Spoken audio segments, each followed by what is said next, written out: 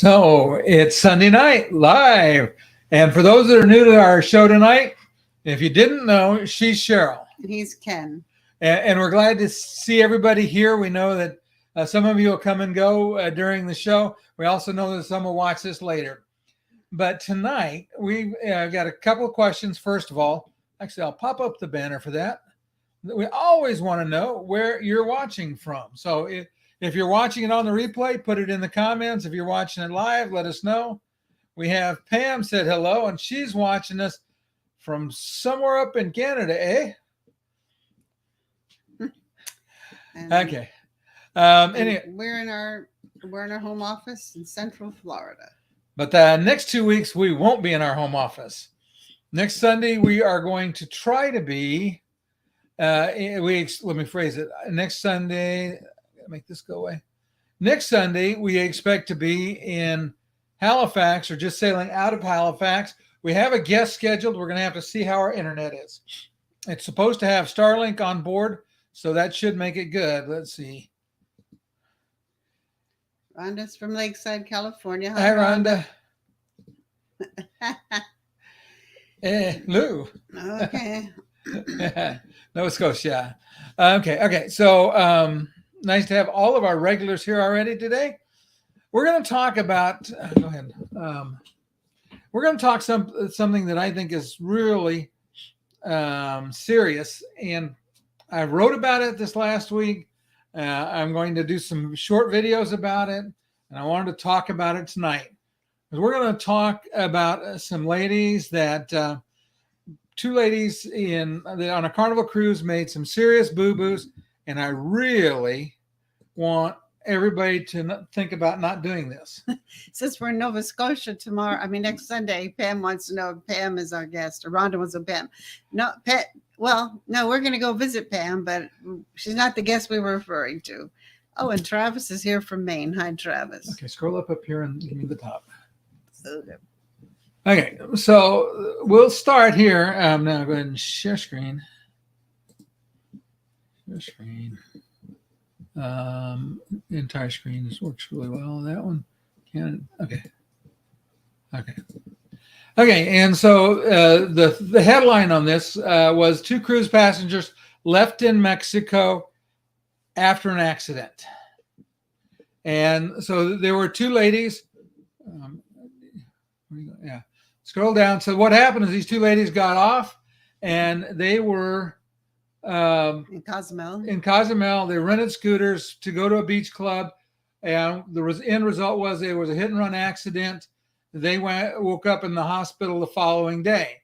The Carnival called their emergency contact and said, "Hey, here's the deal. They didn't get back on the ship." Now, at this point in time, they're both in the hospital. And what happened to this was it was turned into a really bad situation. After Carnival called them the next day, her daughter called her and let her know, borrowed somebody else's phone because they lost all their personal possessions. Not sure exactly what happened there, but anyway, they lost it all. Okay, so I guess they weren't all night. It was unconscious for several hours, severe bruises, possible broken foot, a broken arm, cuts, and more. So that's pretty bad. Now they're in a bad situation. You can see the picture of the one up there.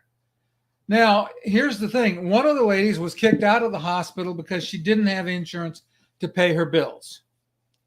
Okay, that's bad. The other one is in the hospital and won't be able to leave until she pays her medical bill, which is somewhere between $10,000 and $20,000.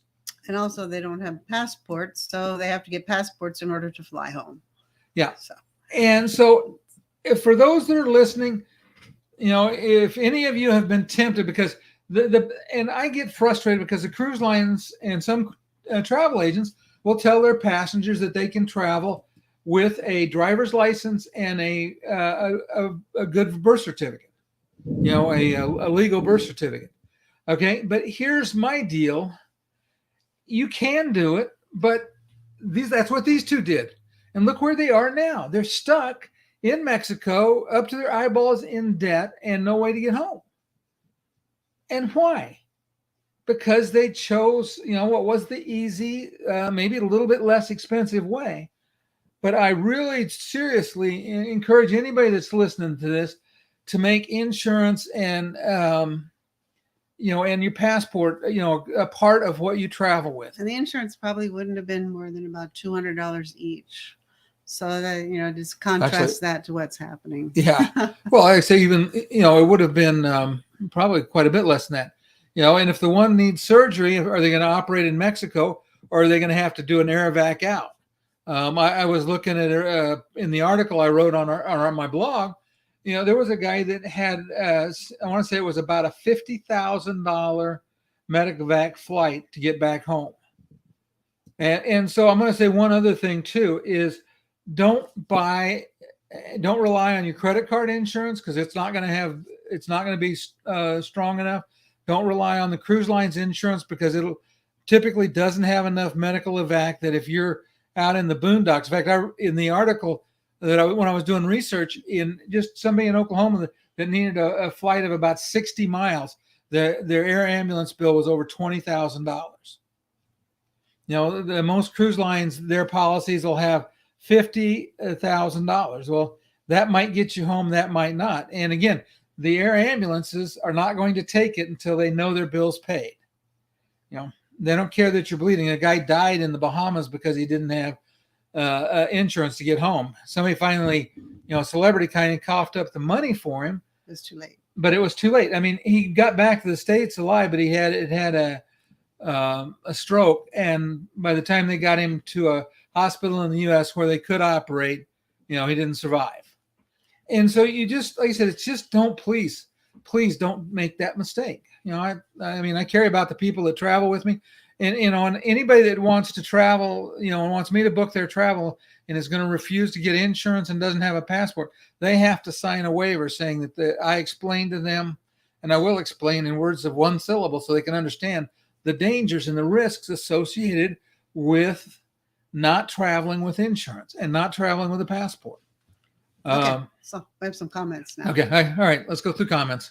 Okay, so Pam said she wasn't sure what about what we're doing when we go up there to visit, I think is what she's referring to. Yeah. And let's see, we're not going to be renting any scooters. No, we usually get a ride in a taxi or a bus. That's what we usually do. Let's see.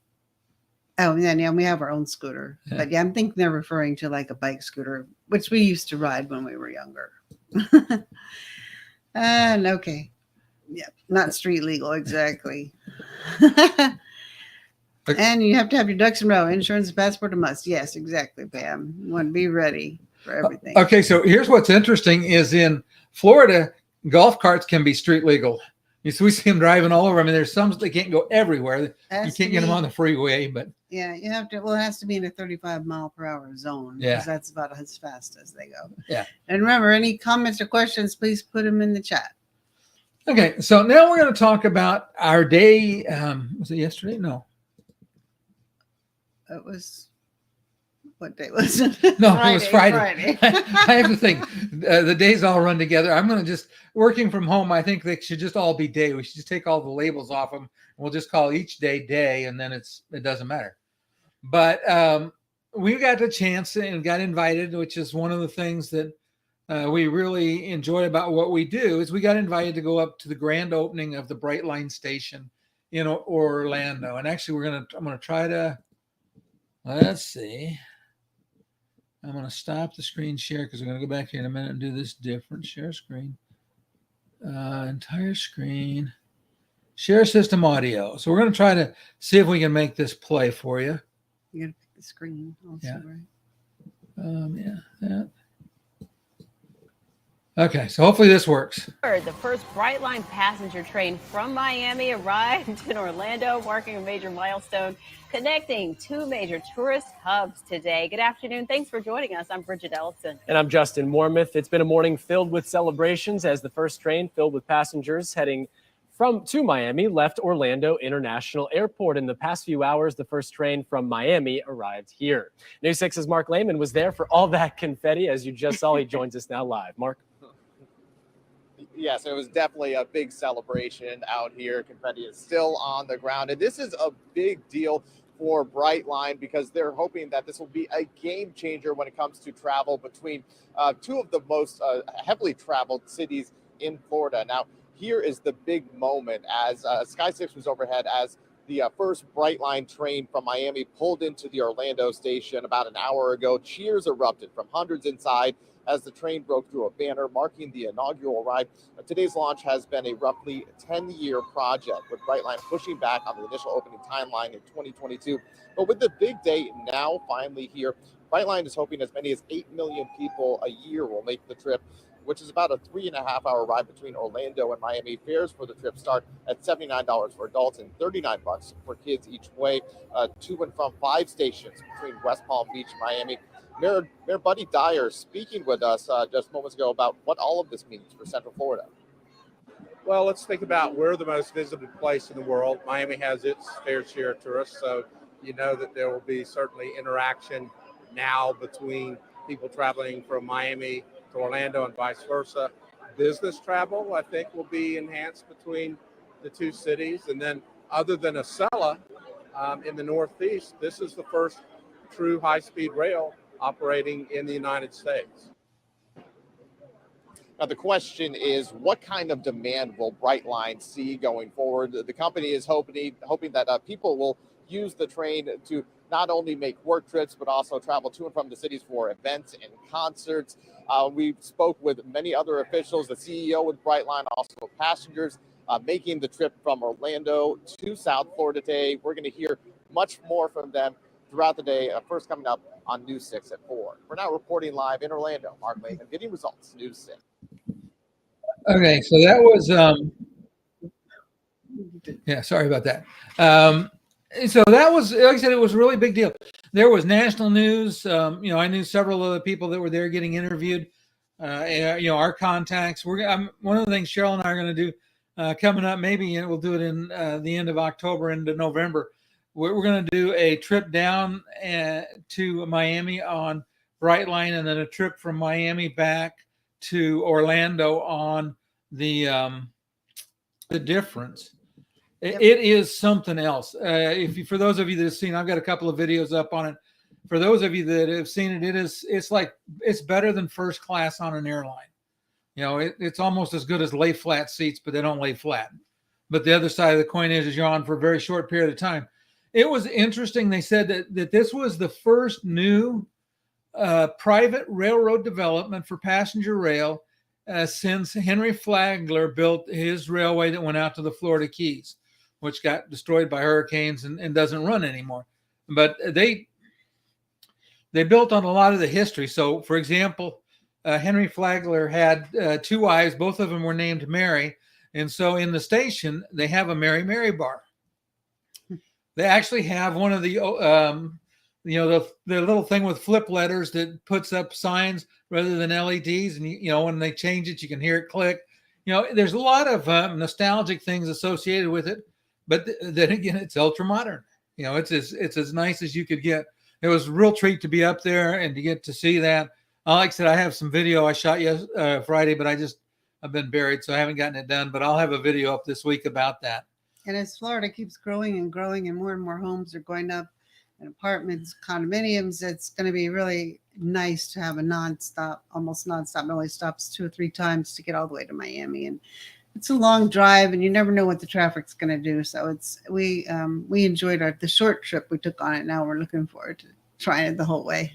Yeah, and it's interesting. In Florida, the next goal is to go to Tampa.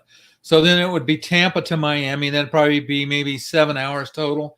But one of the things that I saw in the news from our local county, which is Polk County here. Yeah, they were talking about that they're lobbying really hard trying to get the money and to get Brightline to agree to put a station in Polk County so that we'd have which we'd love, because driving to Orlando, we wouldn't probably normally drive to Tampa, because driving to Orlando on I-4 is just miserable. Yeah, we try to fly out of Tampa to avoid Orlando, but if we could get the train to Orlando and then go to Miami, that would be nice. Yeah, it'd be really nice.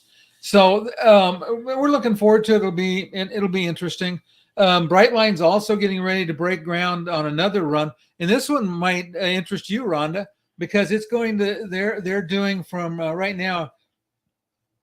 They're connecting to the LA metro system in Rancho Cucamonga, from there to Vegas. In 2 hours. 2 It would be a hours. true high speed train. The one here is limited because it has to make turns and do a few things differently, but out there it'll be all new track and it'll be great. Yeah. Yeah, I would think about that, Rhonda. That makes a lot of sense. And like I said, it's great. And like I said, I can just see that route from LA basically to Vegas is going to get a ton of traffic. That's going to be all electric, totally emission-free train. They've got, one of the things that's nice is they have Starlink internet on board the train, which is pretty cool. The internet was good. Like I said, we loved it. They have accessible bathrooms. It's really nice. Yeah.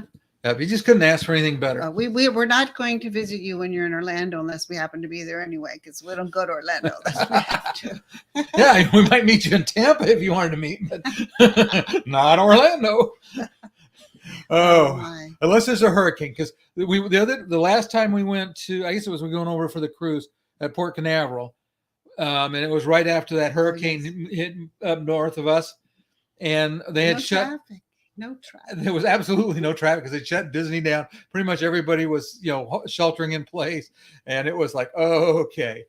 But it was interesting too because they showed a lot of other places that they're looking at doing this.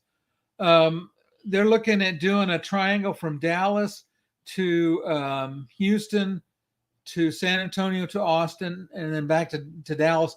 I may have those out of order because I can't remember the map. What they're looking for is they're looking at, I think they're evaluating like 25 sites, I think, total in the United States that have like 2 to 3 hour commute times and crowded traffic. So it's the kind of thing where if you could get on a train and everybody would do that, and it would really cut down on traffic, and it'd be nice. Yeah. I hope they put more in. Yeah. So we're looking forward to that. And of course, we'll be working with them as much as we can because we like riding the train. I'm a train fan from way back. My grandfather, back when they were still steam engines, was an engineer out in New Mexico. So I have train in my blood. Okay, so we're going to talk about one other thing tonight because and this is for everybody that might be interested, we have a 2025 cruise that we're starting to build a group for. They have some really good deals. This is on NCL. It's a ship I love. We've been on the Breakaway. We loved it. That class I like better than the new class, the Prima. The Breakaway, everything is pretty straightforward. You got a long central atrium. It's easy to find stuff. It doesn't wind around like a snake, and nothing's quite as crowded as the Prima. I mean, as the Prima is. But it's on the Breakaway. Let me share screen again here. Share screen. Entire screen. That screen. But this is the cruise. It's 12 ports, counting your arrival and departure ports. But starts in Barcelona, goes to Mallorca, Cannes, Florence, Rome, Naples, Messina in Italy, Valletta in Malta, Corfu, Greece, Dubrovnik in Croatia, Split, Croatia, and then winds up the trip in Venice. And this trip right now, with the sale that's on, is pricing out at about $3,500 for a solo cabin, and it's pricing out at about $6,500. No, $6,200. I think it is. I'll tell you here in just a minute. But the airfare is free for the second person. Yeah, and this price I'm giving you, let me just get to the price here real quick, and I'll come back to this because I want to make sure I get it right. I'm just going to go into here. Trips, there we go.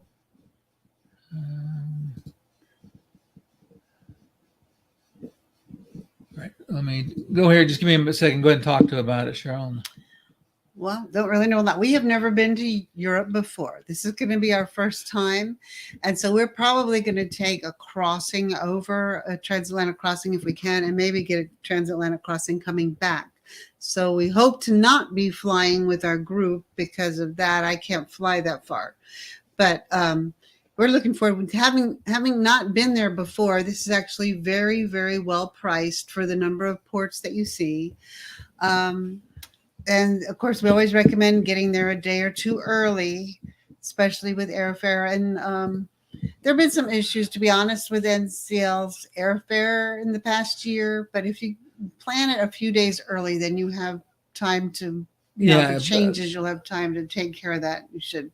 And so anyway, we're really looking forward to it. We haven't really looked into a lot about the ports, but we had friends that wanted to do this trip, and we thought, oh, that would be great, because never having been there, that would cover a lot for us. If we take a crossing and go to Britain and then come down to Barcelona, that's only I think they said it's like an hour flight, I believe. It's not a I actually found one that winds up in Barcelona the day before. Oh, okay. So yeah, it looks like we're going to do a crossing before, because I found a pretty good price on one. But one of the things that's the quote price I'm quoting you, the wound up, it's like $64.92 for two people. That includes the airfare. It includes the drink package and the tips on the drink package. I think it's 2 nights of specialty dining. The tips on that, the cabin tips, all the port charges, everything, all in for two people was $64.92 when I booked one the other day. So it's an 11-day cruise. Yeah, so that is, I think that's a really good rate for an 11-day cruise, including airfare. And just that was from the East Coast. It might be a little bit higher from the West Coast. Like I said, it was about $3,500 for a solo cabin. So I know Pam winds up traveling solo quite a bit. Let's see, I can actually put up the map of the itinerary. So there's a picture of where we're going. This is Malta. There's Corfu, all the way, and we wind up over here in Venice. So you can basically go both sides of the boot of Italy.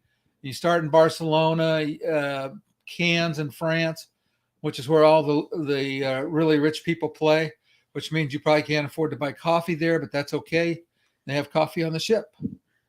And so this is for 2025. So this gives you plenty of time to just put down the deposit, think about it. If things change, you can get, you can get your deposit back. So it's anyway, we're hoping that we can get a nice group. We do have several going already, and besides us. Yeah. So we're looking forward to it. Yeah. Well, we just thought it was such a great deal. We just couldn't pass it up because, for us, the airfare would be more for both of us, where Cheryl could fly over without flying the long way around. Okay, here we go. Oh, and then we have, we have comments here, and hopefully Rhonda will go with us. And then it's Pam says her favorite ship is the Breakaway. Yes, we like it too. And then the dates. Okay, yeah, so what were that the dates? That is a May 4th sailing. May 4th we sails out of Barcelona. So if you're doing your own airfare, you'd fly into Barcelona, fly out of Venice. Like I said, with a deal on the airfare, you can get in what's called an air deviation. So they'll let you go 2 days either side. So you could have a couple of days to see Spain and a couple of days. I like, again, it's one of those things. I'm a firm fan of being safe. So if you schedule your flights to fly in 2 days early and something happens and they mess up your flights the first day, guess what? You still have 2 days left to get there, because you have the other day and then you have the day of sailing, and you don't ever want to fly in on the day of sailing. So, if you're interested, just let me know. This sail now ends tomorrow. Now, I'm sure there's going to be another sail. They've had this sale. They've repeated it multiple times. I just don't know for sure. And the nice thing is it's a $250 deposit for two people. It's $125 deposit for single. So it is, like I said, it's about as good a deal as you can get. Now that price was an inside cabin.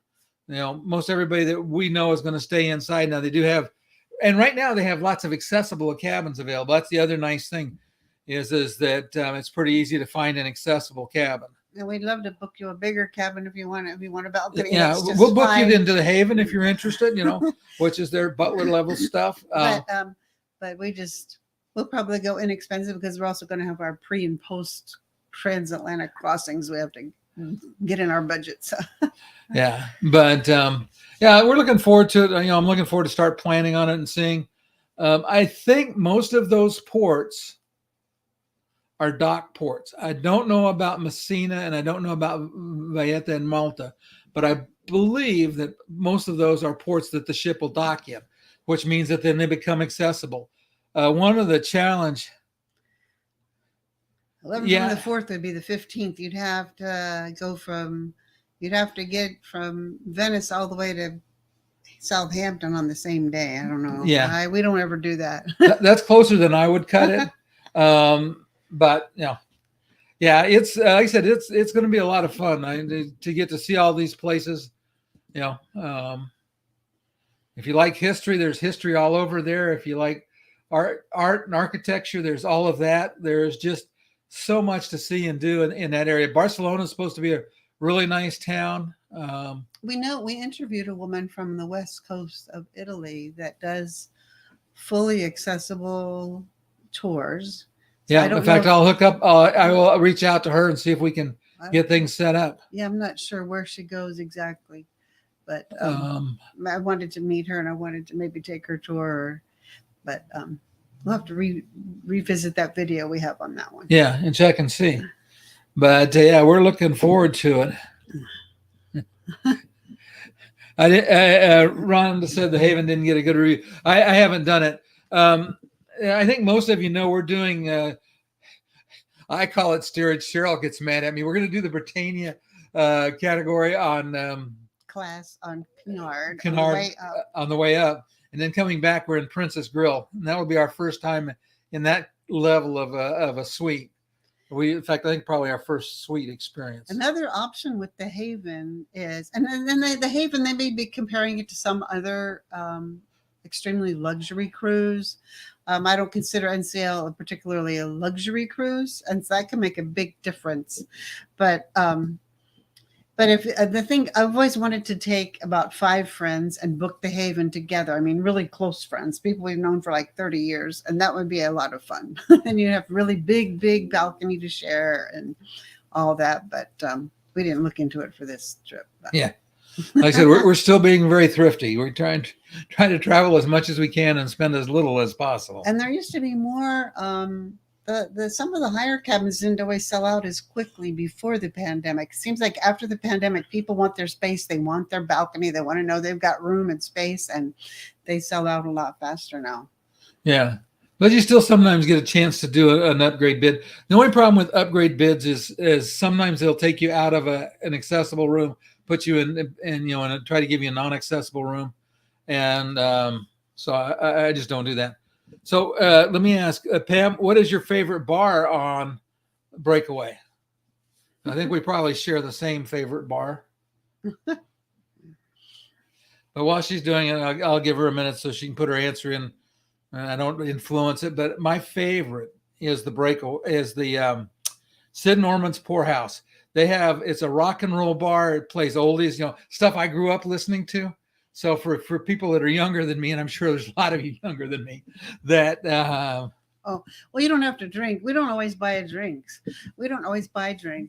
And then this time it's included in this special, but you can get just a soda there. Or yeah. And some of the cruise ships, sometimes I go to a bar and just get like a hot chocolate if they have it. So but it's a live music bar. That's why we like it. And they have this band, and one of the things that's really cool is that it's a really small venue, and so if you're in a scooter or something, you want to get there early, it's one of those things you get in and grab you a spot. But the band, the singers and the guitar player and stuff, they'll come out and walk around in the audience, or sit on, they'll sit on the arm of the couch and sing right next to you for a while. It's just really cool. It is just incredible. We love them. Usually have dueling pianos down in the comedy club, and that's really good. We saw dueling pianos on what was it recent? On the Holland America. It was really good. I got some videos I'll be posting. Yeah, we love dueling pianos. Okay, yeah, she said we'd like that one. Yep, it's good music. Everybody likes that. Yeah, and it's a really nice ship. It's got it doesn't have necessarily all of the specialty restaurants the new ones do, but it's got the ones that I care about. It's got Le Bistro, which is Still probably my favorite, and Cagney's is really good. The first time I ate in Le Bistro, they had a chocolate fondue, and it's not on the menu anymore, but I found out if you ask, sometimes you can get it. And then the first time I got it, and we were dipping our fruit in this nice, warm, dark chocolate. It was so good. I told Cheryl, would she mind if I pulled the pot down over my head and licked the inside? She didn't like the idea, and it was a little small anyway, but it was just that good. It was such good food. They do, like I said, it's French restaurant. The steak restaurant's really good. One thing that they have on NCL that I haven't seen on other ships is they have a Brazilian steakhouse. They have the typical teppanyaki. They've got Mexican, but like I said, we love the Le Bistro, and the Cagney's is really good too. So we're looking forward to being back on that ship. We used to before the pandemic, we cruised up on NCL quite a bit, and we fit in really well. If you're about our age, that's a lot of the way the group usually we just fit in right well with NCL, especially when school is out. It's kind of a quiet ship, and people aren't in a hurry. Some people actually almost live on some of the NCL ships, so they're not in a hurry to see anything. They don't need to see the shows. There's no rush. Everything was very relaxed, and we really enjoyed it.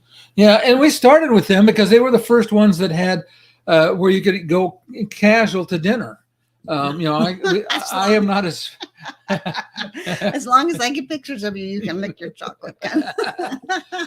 But we liked it because you could go without dressing up. That's the one challenge for us on Cunard is we're going to have to take a lot more clothes than we normally take, because I have a whole bunch of these shirts and they pack really small, and 3 or 4 pair of shorts, and I'm pretty much good for a week. That'll be for the May 2025. That'll be great lightweight clothes. But for this, we're going to be able to go back. We have heavier weight clothes, and we have more clothes, and we have the first week on Cunard. We have a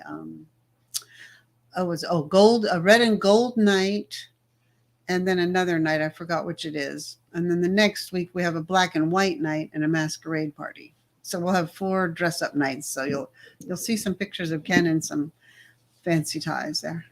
Yeah, more dressy than you usually see me. But anyway, if any of you are interested in going somewhere and want to take advantage of the perks of a group, because if we get to 8 cabins or more, some other things that will happen that make life a little better. We'll get some freebies and stuff. The other thing for Pam, since you don't drink, you could downgrade to a soda package, or you could just take the drink package off completely, and that would drop your cost about, I want to say about $200. I think it is. I think it's 220 maybe, or something like that off of that, because you have to pay the tips on it, which is fairly steep, but it works out if you drink two with the free package. If you drink 2 drinks a day, it's break even. So it works out, Yeah, I don't know if it has the specialty juices on it. If you like really good juice, sometimes that's nice too. Yeah, it has some specialty stuff. The one thing is it doesn't include bottled water, which I don't even begin to understand. But everybody's got different drink packages. It's one of the things I'll do a comparison on coming up. Well, they're trying to discourage bottled water because of the plastic, and people throw them overboard. Yeah. Then they get blown overboard. Okay. Anyway, so that was what we had for tonight. It's a short night. I appreciate all the comments. I hope everybody got some value out of it. If you did, do me a favor, hit the like button 4 or 5 times, just so YouTube knows it's worthwhile. Yeah, I don't even bother with bringing filters, Pam, because the water on the ship is filtered so much that it's not, I use it in my CPAP, everything. I've never had any residue from it. Yeah, because I drink a lot of water too. I drink water, and I'll drink unsweet tea. I bring I like stevia, so I'll bring some stevia with me, and that's it. Well, it was nice. Thanks everybody for being here. Yeah, and like I said, we hope to have a guest next week. I'll try to let everybody know. I'll know by Sunday morning what the situation is going to be, because Saturday night when we're headed up towards Halifax, I will check out the internet and see how good it is. They say that it should be good in and around Halifax. We'll have to see. Oh, even hits. Okay, odds. Yeah. Okay. You gotta hit it. You gotta hit the like button an odd number of times. Yeah. Thank you, Pam. Thanks, Rhonda, and We'll thanks everyone else. Yeah, hopefully we'll see everybody. If we don't, we'll see you when we get back to Florida in 2 weeks. Anyway, thanks for being here. You guys enjoy your evening. And Rhonda, I'll message you here in a few minutes. Bye.